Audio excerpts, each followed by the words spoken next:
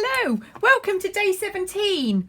Got the number out so I don't forget because I'm a bit pants just now.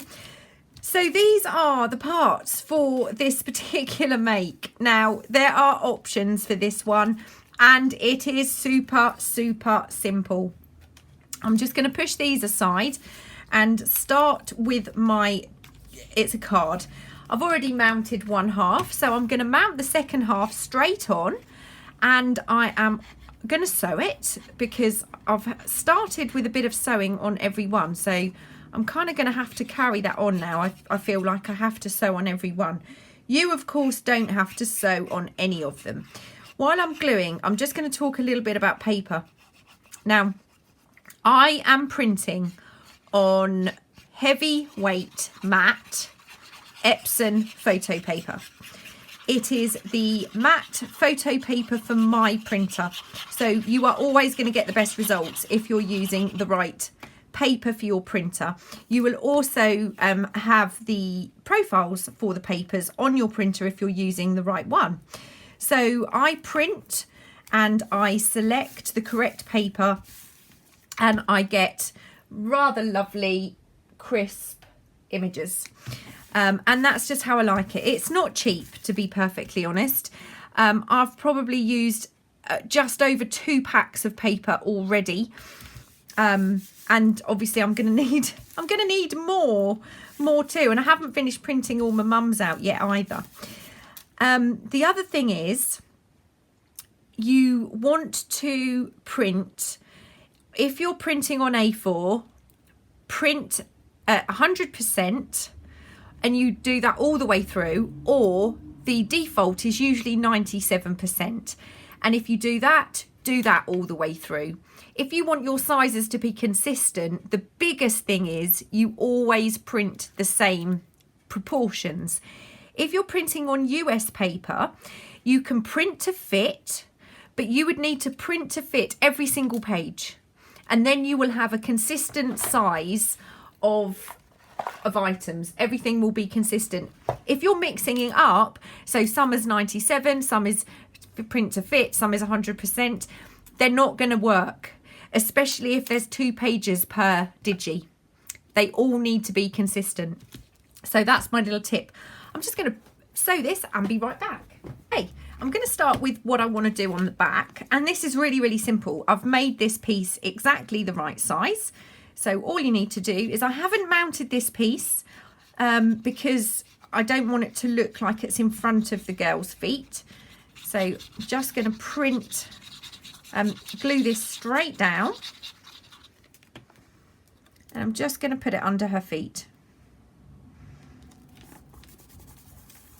It was a lot easier than expecting anybody to fussy cut. Oh, just checking, I'm still printing. Okay, so that's okay. Now you've got 2 options. Actually, you've got 3 options. If you don't want to worry about cutting out tree, you can go straight in with the image. The Christmas tree is, I know a lot of people miss number 1, so this is an option if you miss number 1. You've got the Santa as the top, or the poinsettias, and I thought that would look quite nice with the number on, or you've got the Santa. So you've got the 3 options. Now what I'm going to do is I'm going to glue. Do you know what I've done? This piece is upside down. The holly's supposed to be up the top here.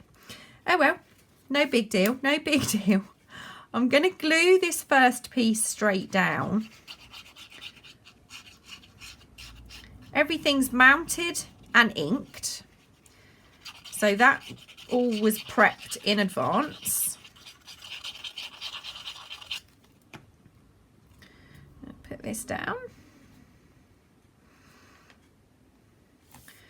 Like that. And there should be a nice piece of holly up here, which there isn't.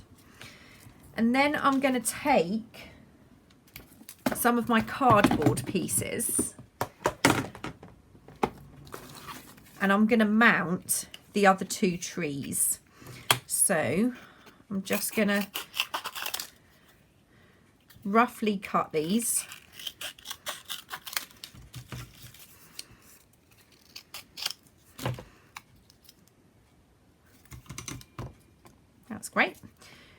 I'm going to glue these together.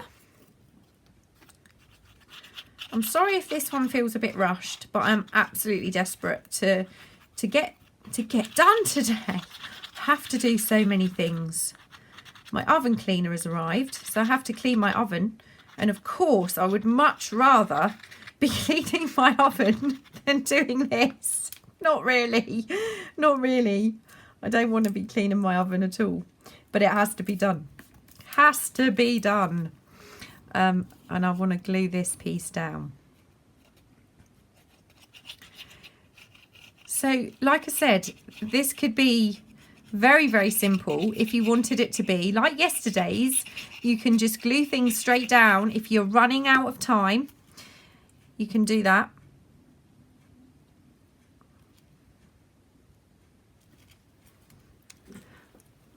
Just make sure I'm filming because the computer's gone off.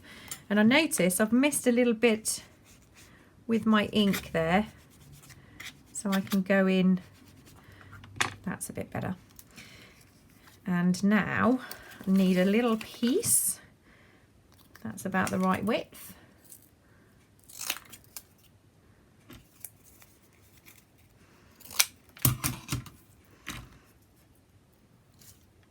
That will be fine. So I'm going to glue this down too.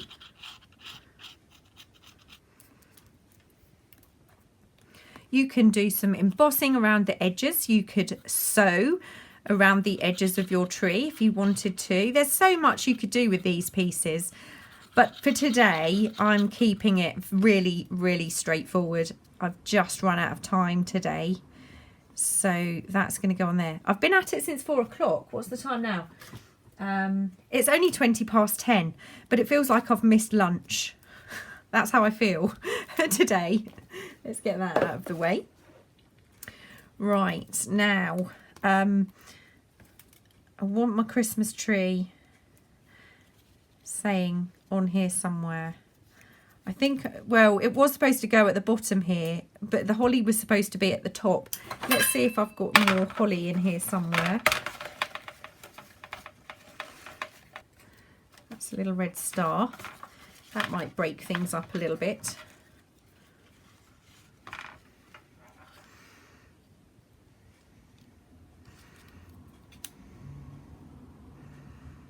I know I've got this star, which was going to go on top of the tree. But I've also got the original number 17, which I'm not going to use. I am going to use my star, I think. Just double check there's nothing else.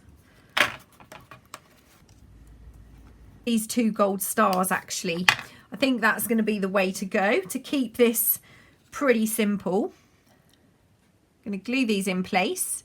There's pretty much the same amount of glitter on both sides, to be fair. So it doesn't matter which way round I put these.